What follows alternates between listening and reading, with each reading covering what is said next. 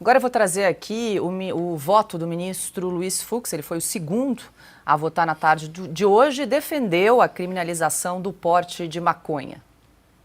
Também não se podem desconsiderar as críticas, o Luiz Toffoli tocou nisso agora, as críticas em vozes mais ou menos nítidas e intensas de que o Poder Judiciário estaria se ocupando de atribuições próprias dos canais de legítima expressão da vontade popular, reservada apenas aos poderes integrados por mandatários eleitos.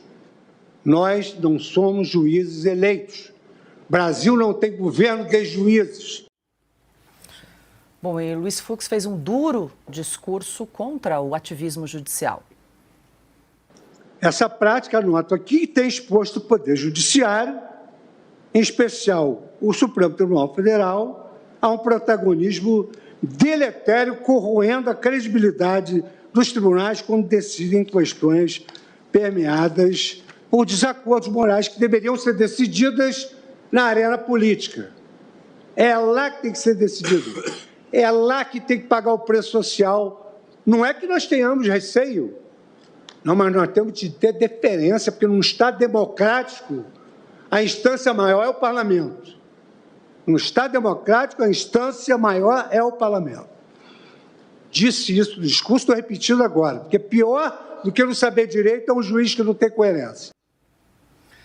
Augusto, manifestação forte aí do ministro Luiz Fux, ele que com o Flávio Dino são os únicos, né, juízes aí concursados da corte. Bem-vinda seja a declaração. Nós estamos aqui clamando há tempos para que as pessoas se manifestem, para que os juízes se manifestem, né, para que todas as pessoas que tenham algum amor à democracia se manifestem. E, finalmente, nós estamos ouvindo o único juiz de carreira que conheceu comarcas do interior, que julgou em primeira instância e que conhece, portanto, o funcionamento do velho judiciário brasileiro.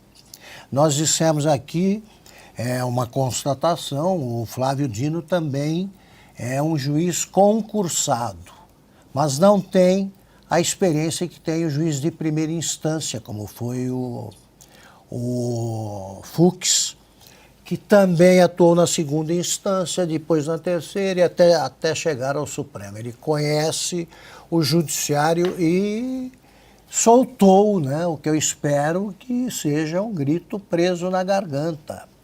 Vários juízes de primeira instância, vários. A imensa maioria dos juízes de primeira instância tem dito isso. Eu sei, porque eu convivo com juízes de primeira instância. Vários desembargadores têm dito isso. Eu espero que seja a primeira de muitas manifestações. O recado é o que a gente tem dado e finalmente começa a ecoar, tá, nas paredes ali, entre paredes, que tem de ouvir isso aí, para chegar aos ouvidos aí da plateia presente, que finge que vive num mundo à parte, ou que vive realmente numa realidade paralela. Então, o que diz o Luiz Fux é o óbvio, é evidente, ele está quase lendo a Constituição. Ele está dizendo coisas esquecidas nesse estranho Brasil que vem se forjando no Supremo há 5 anos. 5 anos. Tudo que ele disse é surpreendente hoje. Sim. Se fosse dito há 7 anos, digamos, ninguém entenderia por que o ministro Luiz Fux está dizendo isso. Então eu fico realmente mais otimista, porque esse é o nosso papel, é pregar a verdade, a gente tem de martelar os fatos, insistir nos fatos, para que a verdade prevaleça. E ouvimos agora um juiz dizendo que os outros sabem e fingem esquecer. É ali que tem que haver manifestações desse gênero e que não são feitas, não são protagonizadas pelos indicados pelo presidente Jair Bolsonaro. Não falam. É isso que tem que ser dito o tempo todo, é isso que tem que ser dito em relação a todos os prisioneiros do Bolsonaro, é isso que tem, do 8 de janeiro, é isso que tem que ser dito quando o Gilmar Mendes diz não há clima para anistia. É isso aí, não é problema do Supremo. O Supremo tem de julgar dúvidas constitucionais, tem que dirimir dúvidas quando aparecem e quando são reais.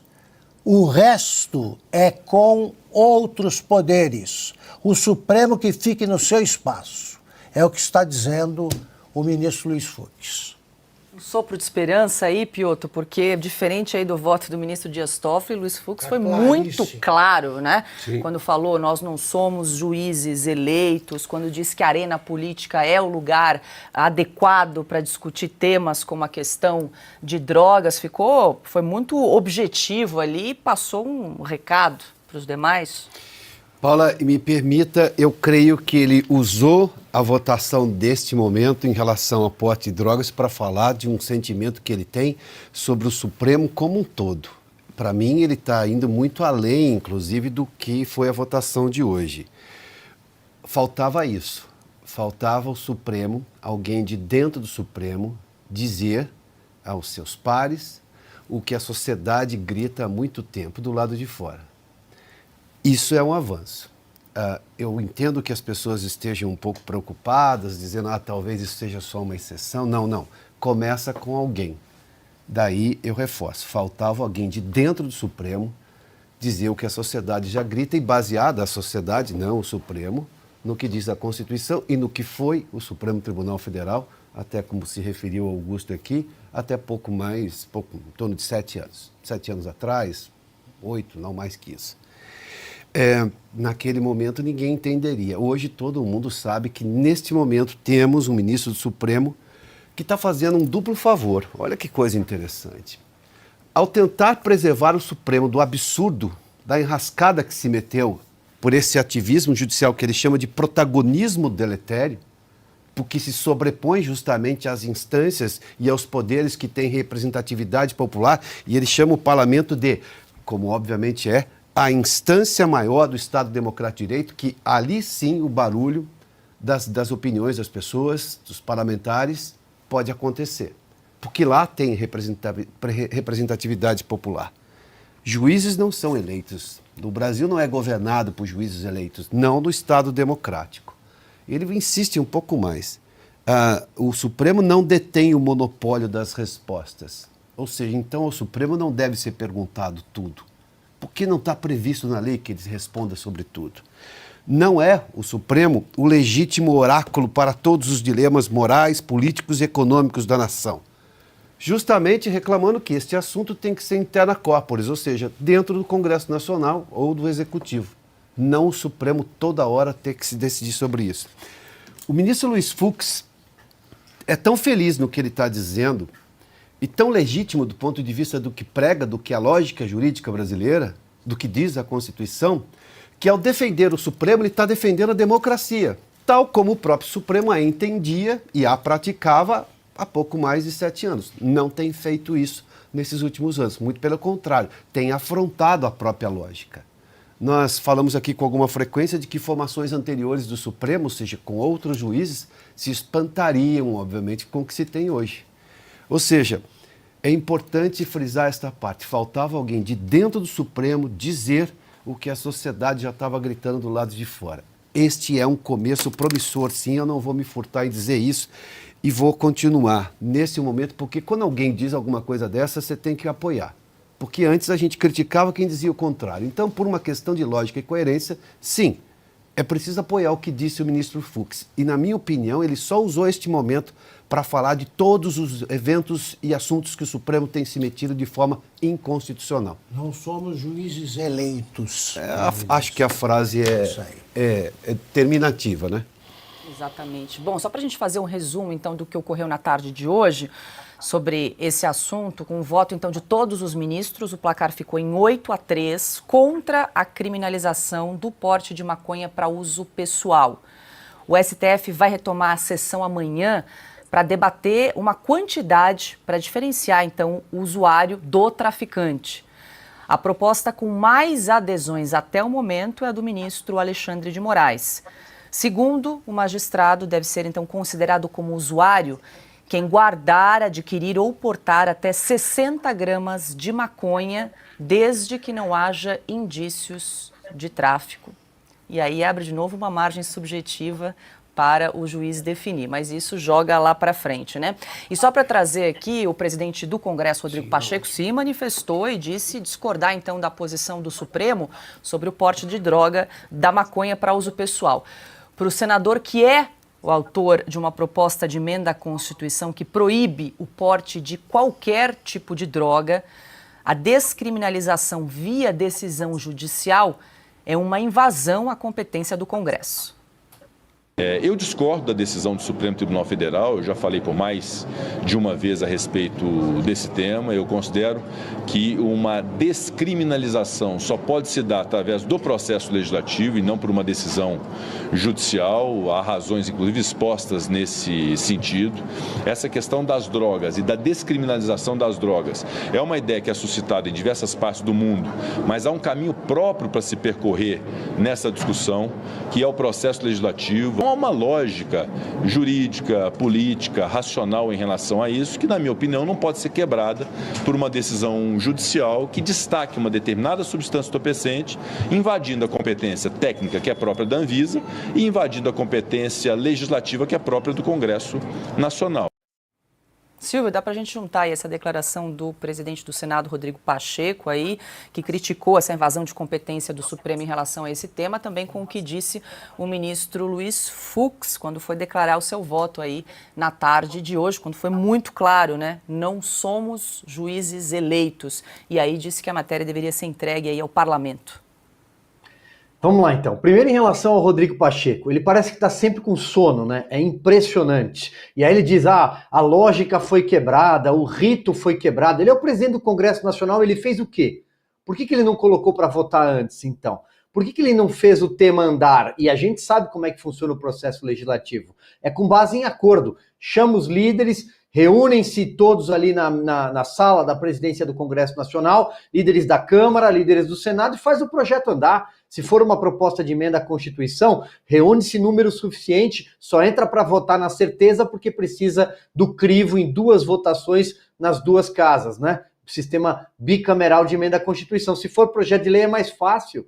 Por que ele não se mexeu, então? Ele só age depois.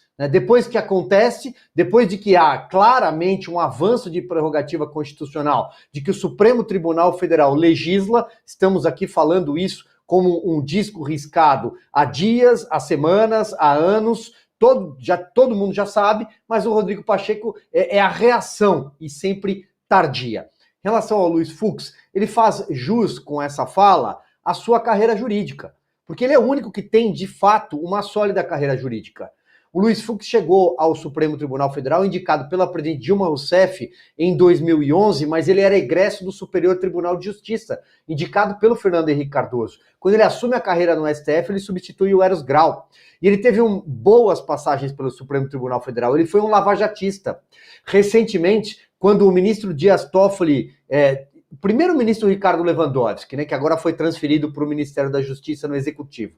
Quando eles começaram a destruir a Lava Jato, o ministro Luiz Fux, eu me lembro dele num evento no Pará, em que ele disse o seguinte, olha, vão se debater aqui questões de anulações processuais, é possível que tudo isso avance, mas a corrupção existiu. Ele foi o primeiro ministro do Supremo a dizer a corrupção existiu, não tem como colocar debaixo do tapete. E aí ele citou aquele apartamento cofre do Gedel, que guardava mais de 50 milhões de reais. Augusto Nunes escreveu sobre isso recentemente na Revista Oeste. Aquela imagem, aquelas malas de couro, aquelas caixas de papelão guardando notas, aquilo é real. E ele disse, aquelas notas não eram falsificadas. Quando um gerente da Petrobras, um sujeito de terceiro escalão, como Pedro Barusco, ao aparecer as digitais dele na cena do crime,